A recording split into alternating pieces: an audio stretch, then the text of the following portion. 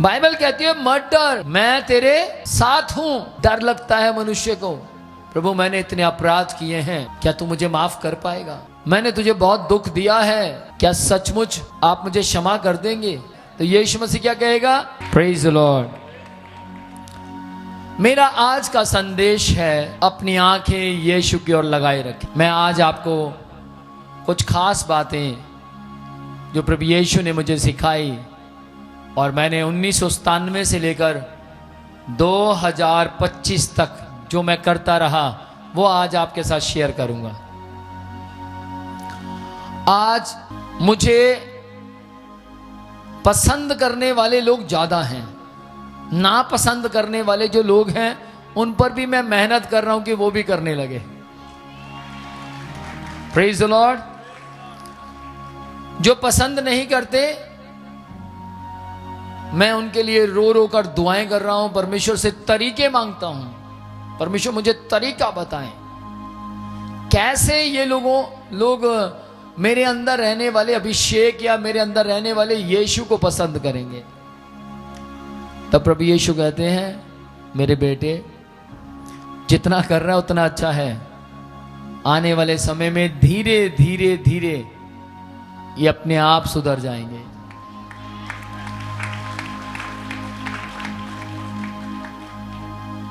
ध्यान से सुने, बाइबल में परमेश्वर की ओर देखने के विषय में कुछ खास लिखा है।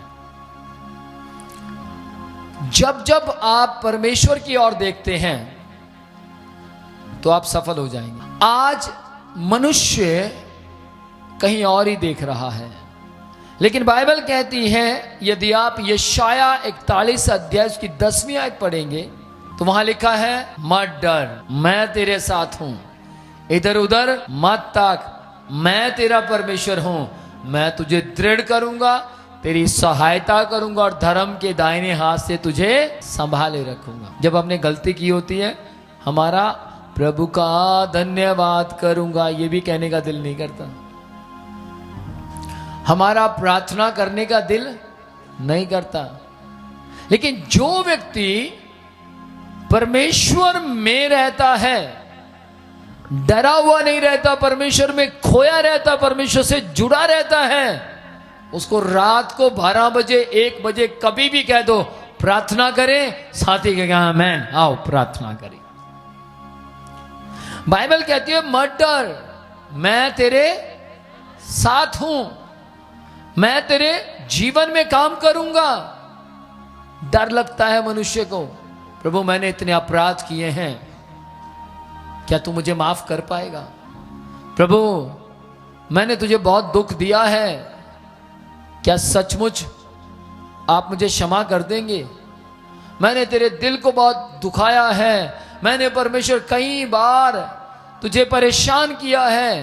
तो यीशु मसीह क्या कहेगा? कोई बात नहीं, तू अपने माँ बाप को भी तो परेशान करता है, क्या तेरे माँ बाप तुझे बेदखल कर देते हैं? तेरे माँ बाप को मैंने बनाया है, मैं उनसे भी बड़ा हूं।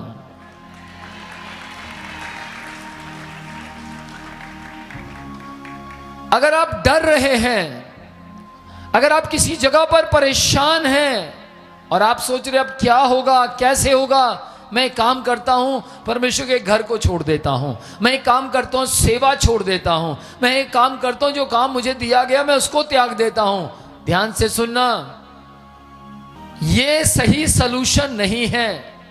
सही सलूशन क्या है? यीशु ने कहा, परमेश्वर ने कहा, मत डर, मैं तेरे साथ हूं। उसके साथ को कभी मत छोड़े, उसके साथ को पकड़े रखें।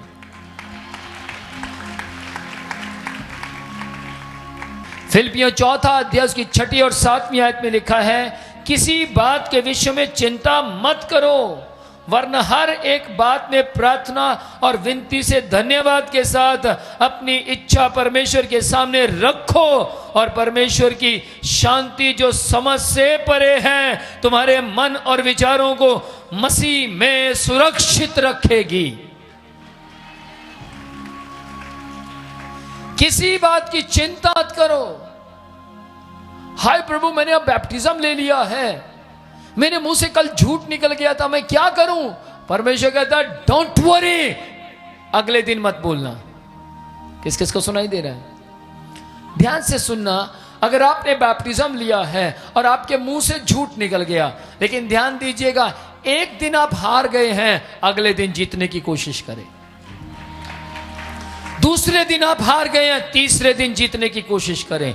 तीसरे दिन आप हार गए हैं, चौथे दिन जीतने की कोशिश करें। और अगर आप जीत नहीं पा रहे हैं, आप चिंताओं में आ गए हैं, परेशान हो गए हैं, डोंट वरी, आप उसे कहें जो परीक्षाओं में विजयी हुआ है, उसका नाम यीशु मसीह है। वो आपको विजय देने की ताकत रखता है, वो आपको सफल करने की सामर्थ्य रखता है।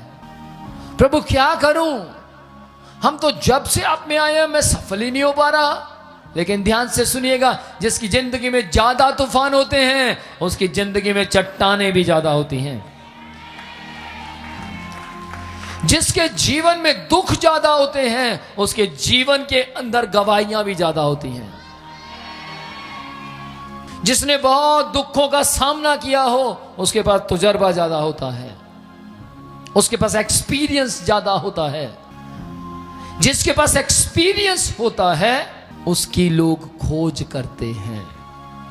लेकिन जिनके पास एक्सपीरियंस नहीं होता, ध्यान से सुनिएगा, पापी लोग पाप के एक्सपीरियंस को ढूंढते हैं, धर्मी लोग धर्मी के एक्सपीरियंस को ढूंढते हैं। ध्यान दीजिएगा इस बात के ऊपर, परमेश्वर ने आपको पाप से आजाद कर कर धार्मिकता के एक्सपीरियंस में लेकर आया है।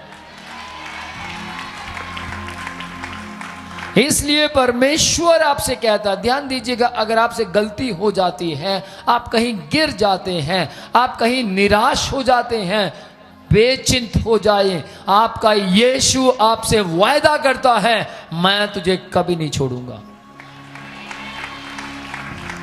आप छोड़ सकते हैं यीशु मसीह को, आप फिसल सकते हैं, आप इनकार कर सकते हैं, लेकिन यीशु मसीह आपकी मृत्यु तक आपको नहीं छोड़ेगा, वो आपको पकड़े रखेगा। परंतु मैं आपको बोलना चाहता हूं, धन्य है वे लोग जो यीशु को नहीं छोड़ते। बाइबल कहती है, यदि मनुष्य के सामने तुम मेरा इनकार करोगे, तो मैं भी स्वर्ग के पिता के सामने तुम्हारा इनकार करूंगा। और अगर तुम मनुष्य के सामने मेरा इनकार नहीं करोगे और कहोगे यीशु ही प्रभु है, तो मैं भी स्वर्ग में तुम्हें एक्सेप्ट करूंगा। Praise the Lord. गौर कीजिएगा, व्यवस्था विवरण 31 अध्याय की 8वीं आयत में परमेश्वर का वचन कहता है, यहोवा तेरे आगे आगे चलता और तेरे संग रहेगा, वह तुझे कभी ना छोड़ेगा ना त्यागेगा, इसलिए मत डर, तेरा मन कच्चा ना हो। वो आपको कभी नहीं छोड़ेगा। बाइबल कहती है, अगर आप उत्पत्ति 12वां अध्याय उसकी पहली, दूसरी, तीसरी आयत से पढ़ना शुरू करेंगे, तो बाइबल कहती है, परमेश्वर ने अब्राहम से कहा, अपने कुटुंबी, अपने रिश्तेदार, अपनी जन्मभूमि को छोड़कर उस देश में चला जा जो मैं तुझे दिखाऊं। और वो चल दिया। उसने ये नहीं कहा कि मुझे पहले दिखाओ। आज लोग सेवा में आते हैं, पहले कहते हैं मुझे क्या मिलेगा, मुझे कितना प्रॉफिट होगा। लेकिन ध्यान दीजिएगा, चेलों की ओर ध्यान दीजिए, अब्राहम की ओर ध्यान दीजिए। उसने ये नहीं कहा पहले मुझे वो देश दिखाएं जिस देश में आप मुझे लेकर जाना चाहते हैं, लेकिन परमेश्वर ने कहा मेरी बात पर विश्वास कर कि मैं तुझसे कहता हूं, अपने कुटुंबी, अपने रिश्तेदार, अपनी जन्मभूमि को छोड़ दे, उस देश में चला जा जो मैं तुझे दिखाऊंगा। दिखाऊंगा, विल था वहां, दिखाऊंगा, दिखाया नहीं है। और अब्राहम ने कहा ठीक है परमेश्वर, मुझे तेरी बात पर ब्लाइंड फेथ है और मुझे विश्वास है तू मुझे दिखाएगा।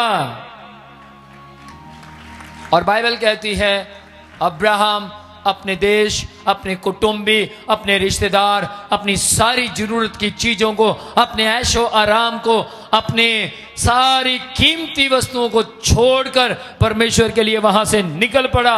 और बाइबल कहती है, परमेश्वर ने अब्राहम से कहा बस तुझे किसी की ओर नहीं, मेरी ओर देखते रहना है। अब्राहम परमेश्वर की ओर देखता रहा, परमेश्वर की ओर देखता रहा। और परमेश्वर ने कहा यहां पर तंबू लगा ले, यहां पर अपना डेरा लगा ले। और उसने जहां जहां परमेश्वर ने उसे कहा वहां वहां वो डेरा लगाता गया। 3 काम करता था वो हर जगह पर। पहला, कुआं खोदता था, तंबू लगाता था, वेदी बनाता था।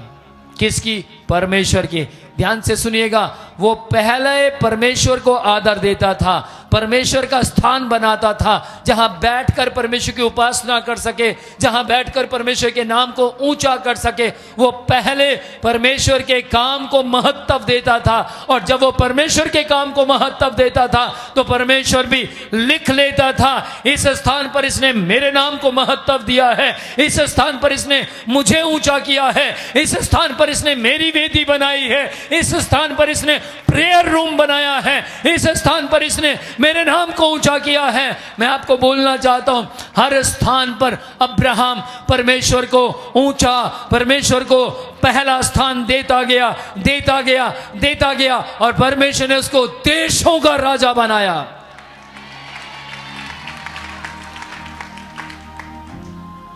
उसके पिता को विश्वास नहीं था कि यह कुछ बड़ा काम करेगा, किसी को भरोसा नहीं था।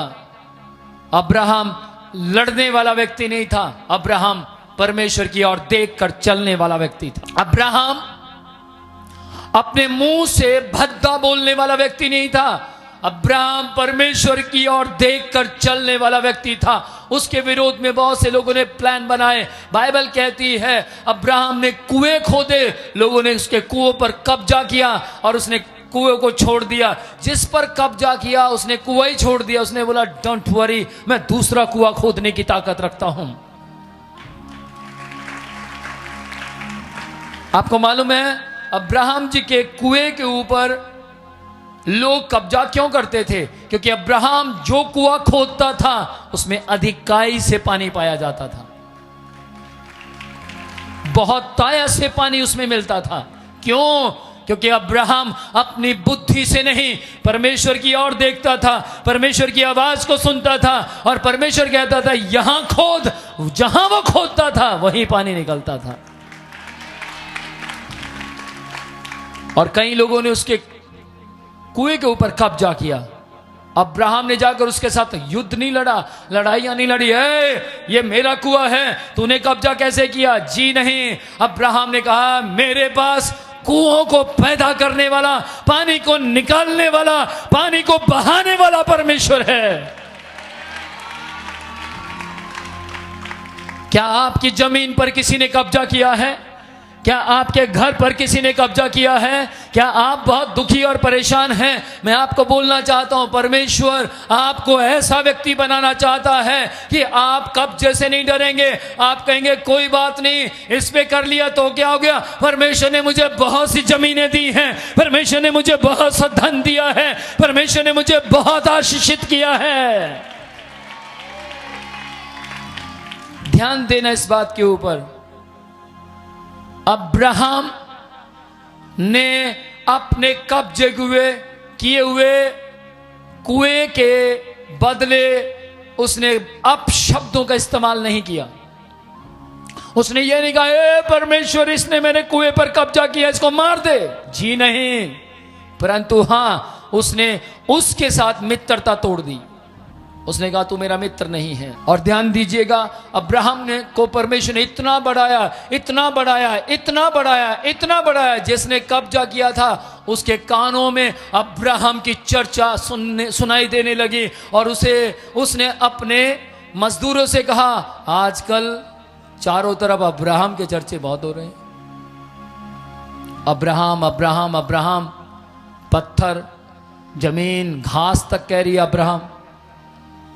एक काम करते हैं, अब्राहम के साथ जाकर दोस्ती करते हैं, हेलो कर लेते हैं उसके साथ, उसको मिलने चलते हैं। और ऐसा ही हुआ, उसके दुश्मन उसको मिलने आए।